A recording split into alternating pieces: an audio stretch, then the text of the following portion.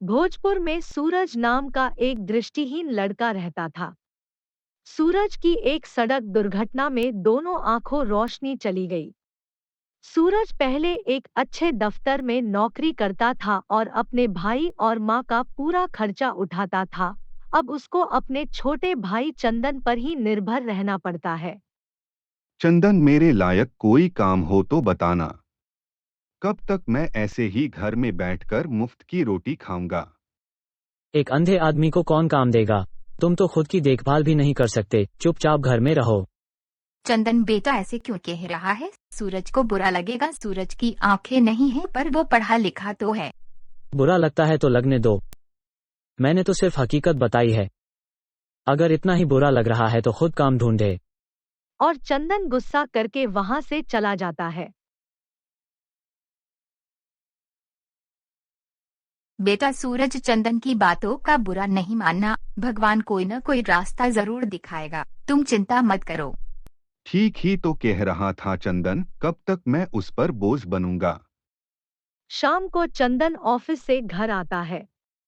माँ जल्दी से खाना दो, बहुत भूख लगी है।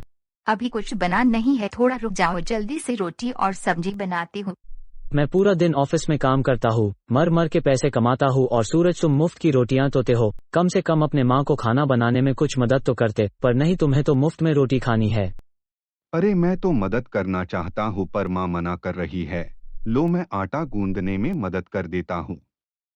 और सूरज अपनी माँ को खाना बनाने में मदद करने चला गया। 2 मिनट बाद अंदर से जोर से आवाज आई।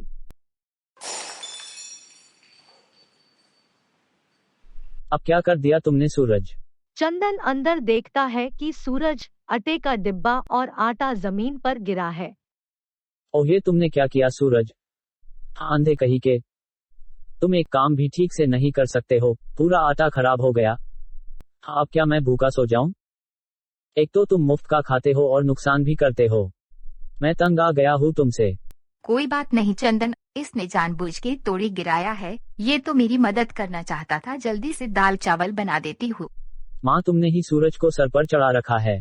सूरज अपने भाई की जली कटी बातें सुनकर काफी दुखी हो जाता है। रात को सूरज सोचने लगता है कि ऐसा कौन सा काम है जो वो कर सकता है। फिर उसे ख्याल आता है कि क्यों नहीं पुराने ऑफिस से कुछ काम मांगा जाए। कल ही पुराने साहब को फोन करता हूँ, शायद वो मेरी कुछ मदद कर दे। दूसरे दिन सुबह चंदन अपने भाई को ताने मरते हुए। माँ, सूरज को कुछ काम मत बताना, वरना ये फिर से कोई नुकसान करेगा। इसे बस आराम से बैठकर मुफ्त में खाने को दो। चंदन, मैं जल्दी से जल्दी कोई काम ढूंढ लूंगा, तुम पर ज्यादा बोझ नहीं बनूंगा। हाँ हाँ, मिल गई नौकरी तुम्हें, वहाँ पर जाकर उन लोगों का भी नुकसान कर देना जैसा कि मेरा हर रोज करते हो। और चंदन ऑफिस के लिए निकल जाता है। माँ, मैंने सोचा है कि मैं मेरे पुराने ऑफिस के मेरे साहब कमल बाबू को फोन करता हूँ, शायद वो मुझे कुछ काम देंगे। हाँ बेटा सूरज, देख फोन लगा के शायद कुछ काम मिल जाए। सूरज अपने पुराने साहब कमल बाबू को कॉल करता है। हेलो कमल बाबू, कैसे हो आप? मैं सूरज बात कर रहा हूँ। अरे सूरज, मैं तो मजे में हूँ। तुम बताओ कैसे याद किया? कुछ नहीं सर, मुझे कुछ काम चाहिए था। कब तक घर वालों पर बोझ बनूंगा? ऑफिस में मेरे लायक कुछ काम है क्या? अरे सूरज, मैं खुद तुम्हें मदद करना चाहता हूँ, पर तुम्हारी आंखों की वजह से मुश्किल है। तुम तो जानते अपना काम बाहर घूमकर ऑर्डर लेना और देना है, और ये काम तो तुम कर नहीं सकोगे। ऑफिस के अंदर अभी कोई जगह भी खाली नहीं है, लेकिन जैसे ही कोई जरूरत होगी मैं तुम्हें कॉल कर लूंगा, चिंता मत करो। आपका बहुत बहुत शुक्रिया सर, बस आपसे ही उम्मीद है। हाँ हाँ ठीक है, रखता हूँ अभी। क्या हुआ सूरज, है कोई नौकरी तुम्हारे लिए? नहीं माँ, अभी नहीं है, जब रहेगी तब मुझे बता देंगे। हे भगवान, कुछ तो मदद कर दे मेरे सूरज की। शाम को चंदन ऑफिस से घर आते ही सूरज को पूछने लगा। सूरज, क्यों मिल गई नौकरी? नहीं मिली, पुराने ऑफिस में बात की है, जैसे ही जगह खाली होगी वो बता देंगे। इसका मतलब है कभी नहीं मिलेगी। माँ, मुझे भी मेरी आगे की जिंदगी देखने है, शादी करनी है, घर बसाना है। मैं साफ साफ कह देता हूँ, ज्यादा दिन तक मैं सूरज को पाल नहीं सकता। उसे कह दो खुद कमाए और खाए। सूरज दुखी होकर बिना खाना खाए सो गया। मुझे ही कुछ करना पड़ेगा। कब तक इस अंधे भाई को संभालूंगा? कुछ न कुछ तो तरकीब ढूंढनी पड़ेगी। कैसे भी करके इससे छुटकारा लेना पड़ेगा। दूसरे दिन सुबह सूरज, मैं ही कुछ काम ढूंढता हूँ तुम्हारे लायक, तुम चिंता मत करो। और मेरी बातों का बुरा मत मानना, बस तुम्हारी फिक्र होती है मुझे। नहीं नहीं चंदन, बुरा नहीं लगता मुझे। आखिर तुम इतनी मेहनत भी तो करते हो हम सब के लिए। तुम जहां बोलोगे, जैसा बोलोगे, मैं काम करने को तैयार हूँ। शाम को चंदन खुशी खुशी घर आया। सूरज, मैंने तुम्हारे लिए नौकरी ढूंढ ली है। आज से ही तुम्हें काम पे बुलाया है। वहाँ तुम्हें तनख्वाह के साथ रहना और खाना भी देंगे। एक फैक्ट्री में टेलीफोन ऑपरेटर की नौकरी है। तुम आराम से यह नौकरी कर सकते हो। भगवान का लाख लाख शुक्रिया। मुझे पता था तुम मेरे लिए नौकरी जरूर ढूंढोगे। अभी खाना खाके मेरे कपड़े लेता हूँ और चलते हैं। सूरज, मैंने तुम्हारे लिए नौकरी ढूंढ ली है। आज से ही तुम्हें काम पे बुलाया है। वहाँ तुम्हें तनख्वाह के साथ रहना और खाना भी देंगे। एक फैक्ट्री में टेलीफोन ऑपरेटर की नौकरी है। तुम आराम से यह नौकरी कर सकते हो। हाँ हाँ चंदन, अभी चलते हैं। और चंदन सूरज को लेकर घर से निकल पड़ता है। काफी देर चलते चलते दोनों एक सुनसान जगह पहुंच जाते हैं। सूरज, तुम यहाँ रुको, मैं फैक्ट्री के साहब से मिलकर आता हूँ, फिर तुम्हें अंदर ले जाऊंगा। ठीक है, मैं यही रुकता हूँ, तुम जल्दी से आ जाओ। और चंदन सूरज को सुनसान जगह पर अकेला छोड़कर वहां से चला गया। असल में सूरज को कोई नौकरी नहीं मिली थी। ये तो चंदन का गंदा दिमाग था, जो उसने सूरज से छुटकारा पाने के लिए उसे घर से दूर जंगल में छोड़ दिया। सूरज काफी देर तक वहां इंतजार करता रहा। फिर उसे डर लगने लगा। वो चंदन, चंदन कहाँ हो चंदन चंदन? पुकारता यहाँ वहां चलने लगा और अचानक उसकी लाठी एक बोतल से टकरा गई और बोतल टूटने की आवाज हुई।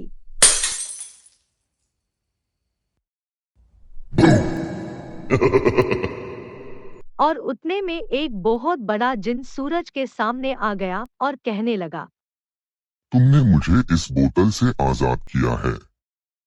मैं तुम्हारी क्या मदद कर सकता हूँ, बोलो। भाई, मैं एक अंधा आदमी हूँ, गलती से मेरी लाठी किसी बोतल को लग गई और वो टूट गई। तुम कौन हो और मेरी क्या मदद कर सकते हो? मैं एक जादुई जिन हूँ और इस बोतल में बहुत सालों से बंद था। तुमने मुझे आजाद किया है। बोलो, मैं तुम्हारी क्या मदद कर सकता हूँ। एक अंधा क्या मांग सकता है? उसे तो सिर्फ आंखों की रोशनी चाहिए। दरअसल मैं अपने भाई को ढूंढ रहा था। मैं तुम्हें आंखें तो नहीं दे सकता, पर मैं तुम्हें एक जादुई चश्मा देता हूँ जिससे तुम्हें दिखने लगेगा। ये लो।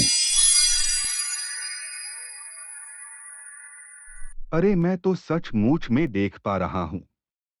तुमने मुझे नई जिंदगी दी है। तुम्हारा बहुत बहुत शुक्रिया। असल में तुम्हारा भाई तुम्हें यहाँ मरने के लिए छोड़ गया है।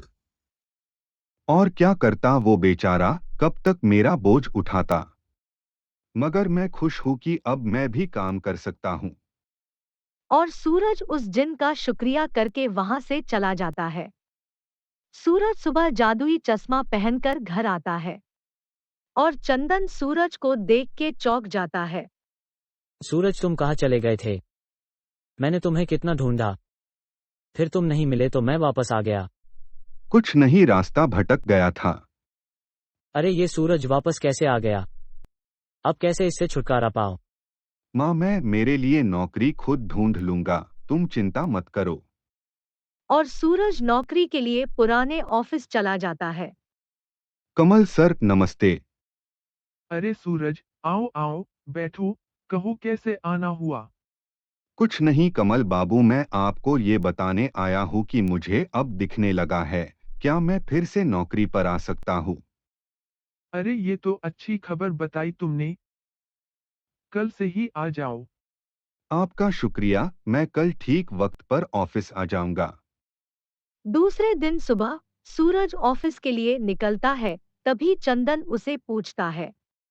अरे सूरज, तुम्हें तो दिखाई नहीं देता और नौकरी कैसे लग गई? बस भगवान ने रास्ता दिखाया, तुम चिंता मत करो। कुछ तो गड़बड़ है।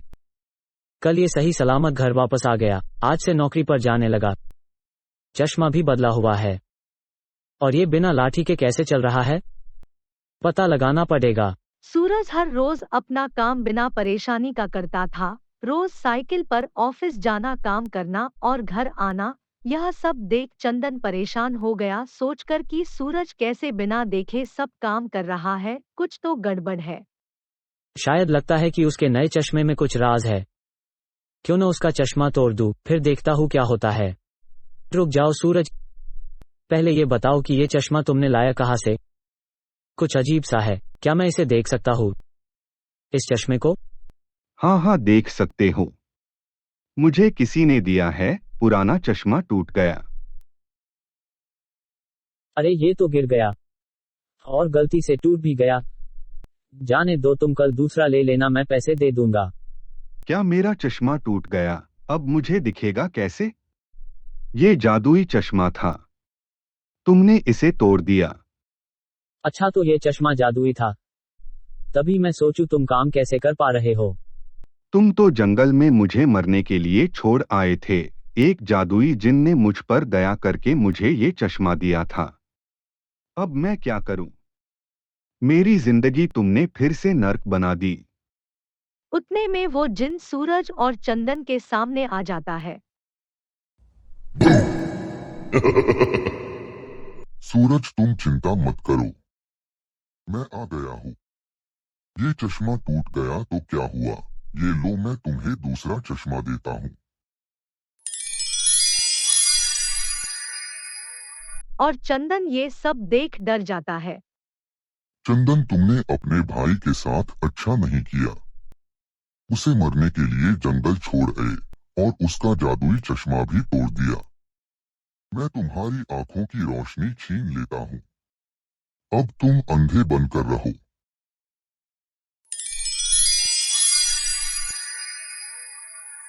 मुझे कुछ दिखाई नहीं दे रहा। मुझे माफ कर दो सूरज, मेरी पूरी जिंदगी नरक हो जाएगी।